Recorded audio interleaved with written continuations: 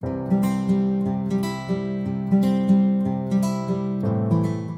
Friends, मेरा नाम है रविराज प्रसाद और मेरे चैनल क्लासमेट एडवेंचर में आपका स्वागत है।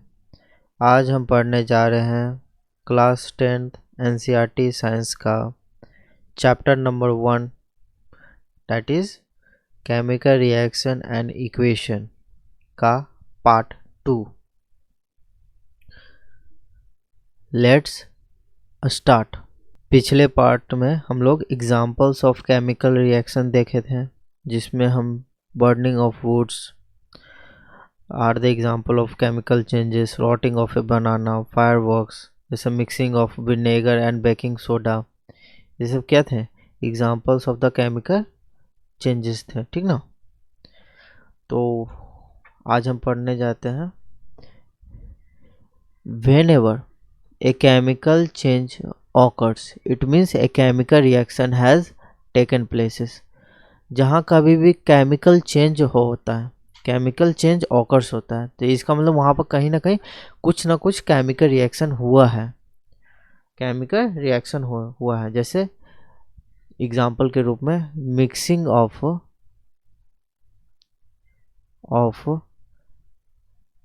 विनेगर एंड बेकिंग सोडा, ये क्या है? ये केमिकल चेंज का एग्जांपल है। मिक्सिंग ऑफ विनेगर एंड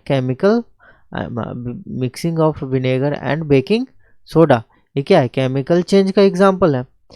और इसका अगर हम विनेगर में क्या होता है? एसिटिक एसिड होता है, जिसका फॉर्मूला क्या होता है? CH3COOH होता है।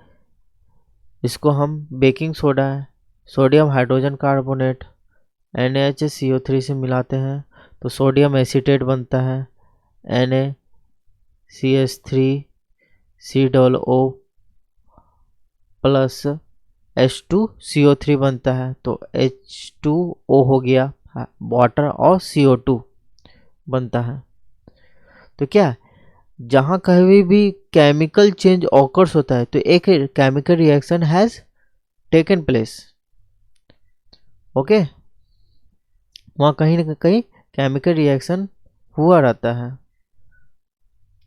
केमिकल रिएक्शन मीन्स क्या होता है? The breaking and making of bonds between different atoms to produce new substances is called chemical reaction। the breaking and making of bonds, breaking bonds का टूटना, तो जैसे CH3COOH का CHHCOOH,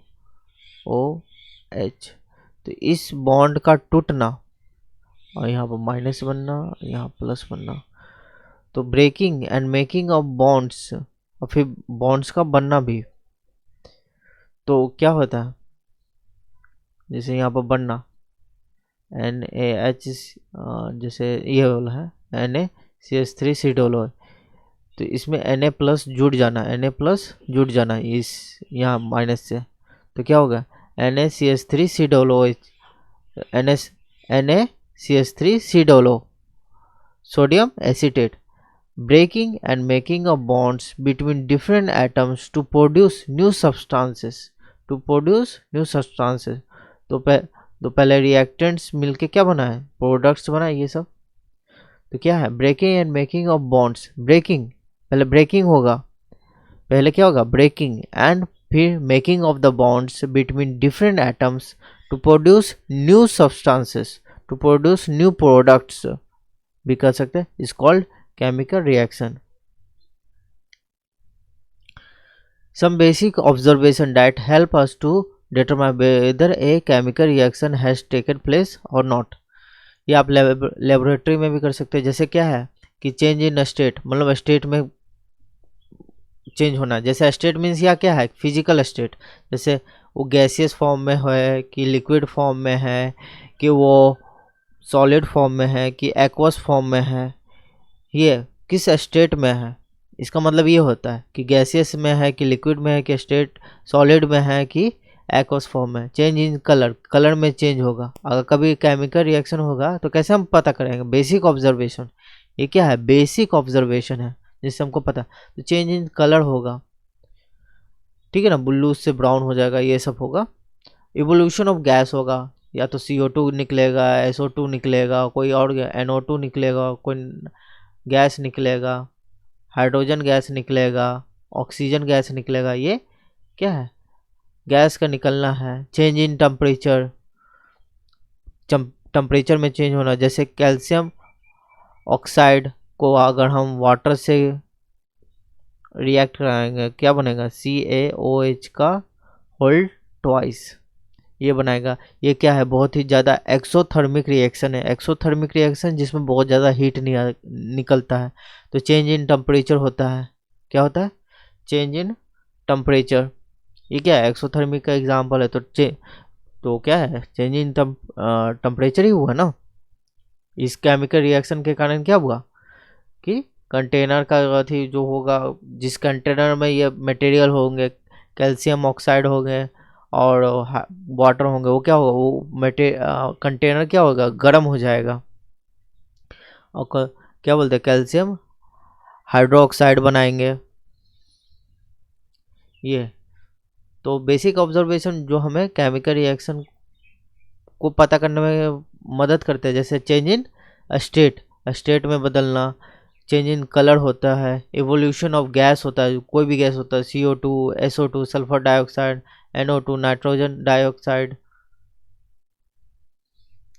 O2, oxygen, hydrogen gas, ये सब मतलब evolution of gas भी हो सकता है। चेंज इन टेम्परेचर हो सकता है। चेंज इन टेम्परेचर का एक एग्जांपल भी दे दिया। Calcium oxide reacts with water to give calcium hydroxide. ये क्या है? एक्सोथर्मिक रिएक्शन का एक एग्जांपल है। अब आते हैं आगे। The representation of chemical reaction in the form of formulas. जैसे हम बोलते हैं ना कार्बन डाइऑक्साइड, कार्बन डाइऑक्साइड, तो उसको फॉर्मूला में क्या लिखते हैं? CO2 लिखते हैं। अब डाई हाइड्रोजन ऑक्साइड बोलते हैं, डाई हाइड्रोजन ऑक्साइड। अब बोलेंगे ये किसको बोलते हैं? तो भाई वाटर को ही बोलते हैं, H2O, di hydrogen oxide. Water, water क्या है? लोकल नेम है। IUPAC नेम क्या है वाटर का? डाई हाइड्रोजन ऑक्साइड है IUPAC name. International union of pure and applied chemistry क्या होता है? IUPAC name, international union of pure and applied chemistry. Di hydrogen oxide water का क्या है? IUPAC नेम क्या है? Di hydrogen oxide, H2O। H2O क्या है? इसका थी केमिकल फॉर्मूला है, ठीक ना। तो इसी का यूज होता है केमिकल इक्वेशन में, ठीक है ना। The representation of chemical reaction in the form of formulas, formulas के रूप में यूज होना is called chemical equation. Chemical equation में दो होते हैं पार्ट्स, एक होता है रिएक्टेंट्स, रिएक्टेंट्स गिव्स प्रोडक्ट्स।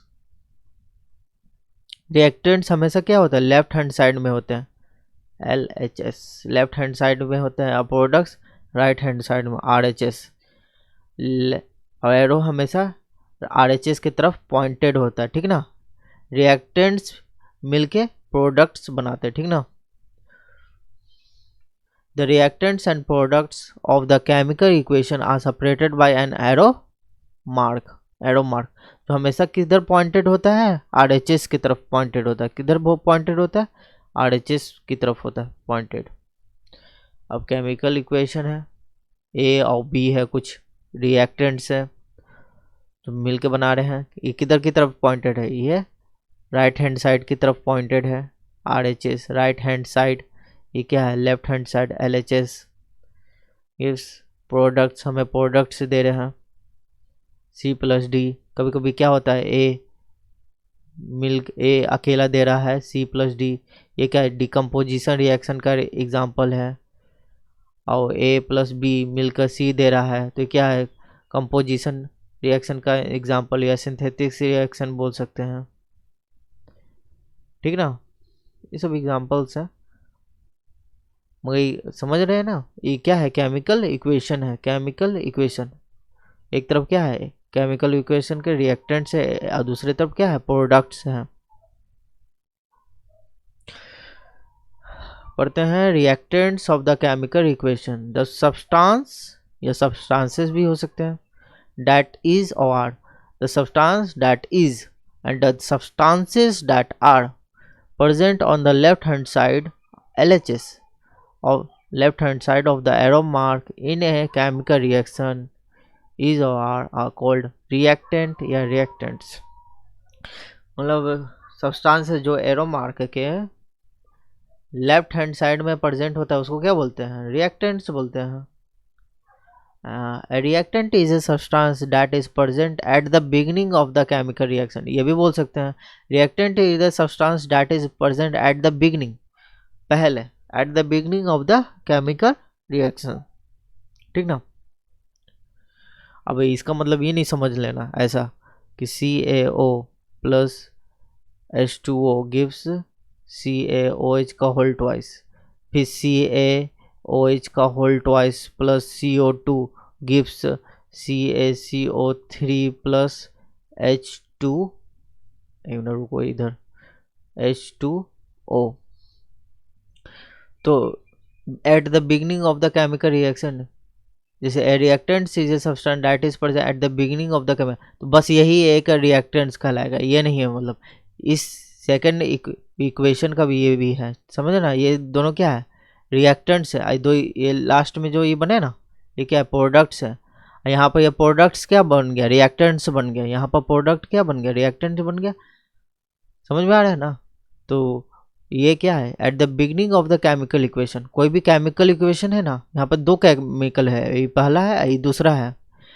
ये पहला केमिकल इक्वेशन है, तो ये इसका मतलब इस केमिकल इक्वेशन के बिगिनिंग में जो प्रेजेंट है उसको बोलते हैं रिएक्टेंट्स। इस केमिकल इक्वेशन के बिगिनिंग में प्रेजेंट है ये है CaOH का whole twice plus CO2 gives हमको CaCO3OH2O, ये क्या है, केमिकल रिएक्शन है। तो क्या बोलते हैं, eight the beginning of the chemical reaction क्या है, रिएक्टेंट्स है, ठीक ना।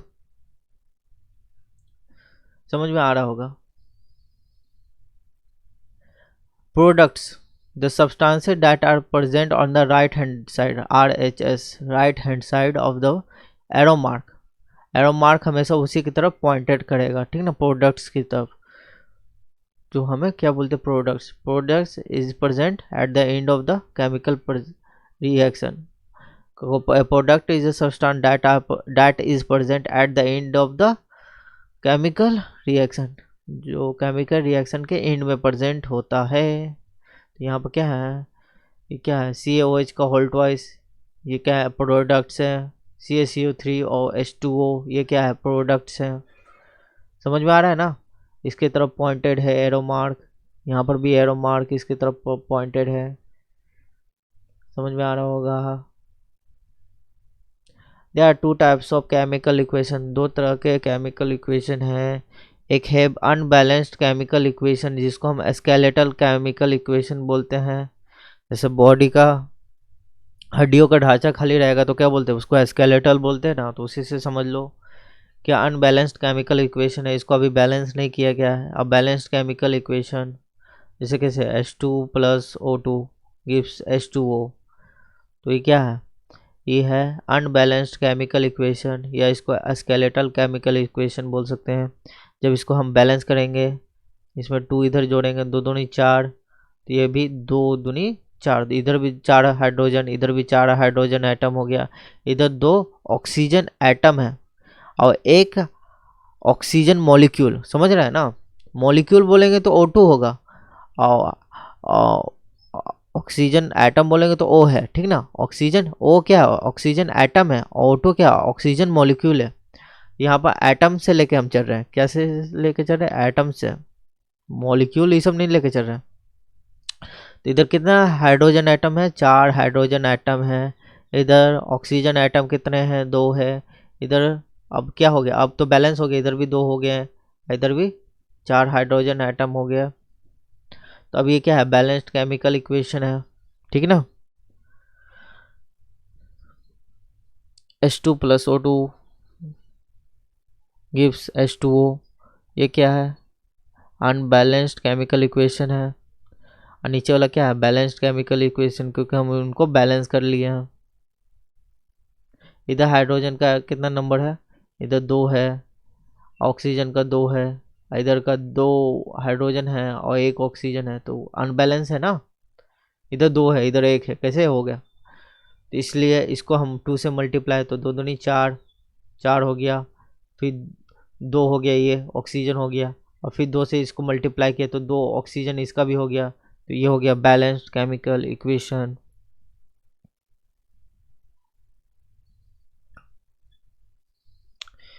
अब आते हैं अनबैलेंस्ड या skeletal chemical equation. The representation of the chemical reaction by using only chemical formula of the reactants or products is called unbalanced या skeletal chemical equation. The representation of chemical reaction, जो chemical reaction होता है ना उसका representation by using only chemical formulas of the reactants and products, सिर्फ chemical formula लिख दिए हैं, उसको बैलेंस नहीं किया, बस उनको केमिकल फॉर्मूला लिख दिए हैं रिएक्टेंट्स और प्रोडक्ट्स के, तो क्या बन गया, अनबैलेंस्ड या स्केलेटल केमिकल इक्वेशन। इसका एग्जांपल है क्या, Ca plus O2 gives CaO, या Mg plus O2 gives MgO। इसको 2 इधर करेंगे, इधर 2 करेंगे तो क्या होगा, ये बैलेंस केमिकल इक्वेशन हो जाएगा, ठीक ना। ये क्या है, बैलेंस हो जाएगा ना, ये भी इसको भी 2 लगा देंगे बस, ये भी 2, तो बैलेंस हो जाएगा। ये क्या, अनबैलेंस्ड केमिकल इक्वेशन का एग्जांपल है या स्केलेटन केमिकल इक्वेशन का एग्जांपल है। अब बैलेंस का देखते हैं नीचे में, balanced chemical equation, the chemical equation is called a balanced chemical equation, ठीक है, when the number of atoms involve in the reactant side LHS, reactant side LHS is equal to RHS, मतलब number of atoms involve in the product side, जितने भी atoms हैं reactants side के उतना ही होना चाहिए प्रोडक्ट साइड में atoms की संख्या, ठीक है ना। जैसे यहाँ पर कितना है, कैल्शियम का 2 एटम्स है, यहाँ पर ऑक्सीजन का 2 एटम्स है, तो इधर भी क्या हो गया, 2 कैल्शियम का एटम और 2 ऑक्सीजन का एटम। ऑक्सीजन का मॉलिक्यूल नहीं बोल रहे हैं, ऑक्सीजन का मॉलिक्यूल O2 होता है, ऑक्सीजन का एटम O हो गया, ठीक ना। सब हम एटम्स में, हम यहाँ पर वर्ड को ध्यान देना, एटम्स यहाँ पर लिखा हुआ है, उसको हम काउंट करते हैं ना कि मॉलिक्यूल्स को, ठीक है। जैसे हम इसको बैलेंस करते हैं, H2 plus O2 gives H2O, तो हम यहाँ पर 2 लिख दिए, फिर 2 इधर भी कर दिए, तो हो गया बैलेंस, ठीक है।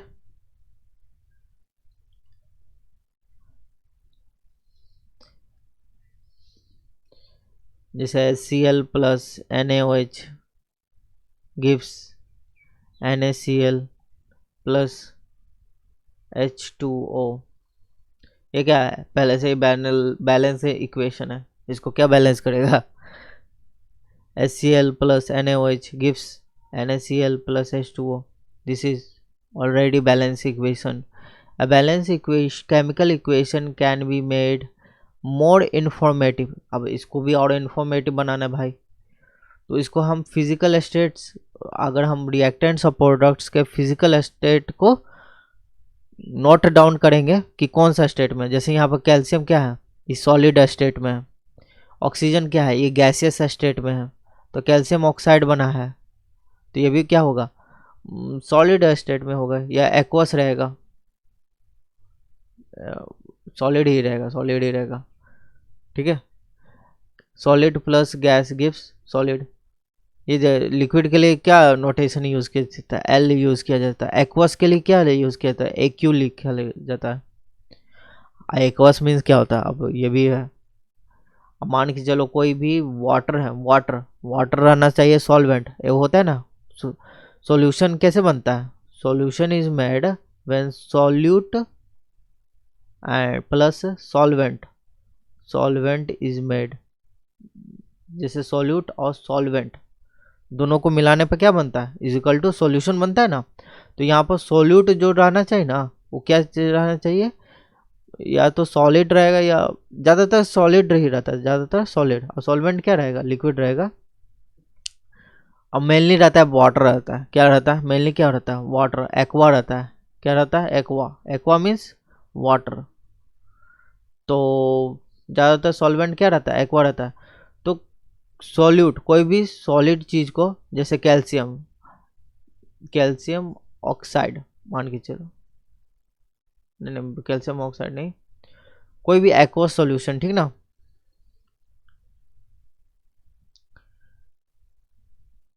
जैसे NaCl साल्ट है, उसको हम वाटर में डालें, H2O वाटर, तो क्या बोला, NaCl का एक्वस सॉल्यूशन बना। सॉलिड के लिए हम S नोटेशन यूज़ करते हैं, गैसेस के लिए हम G यूज़ करते हैं, ठीक है ना।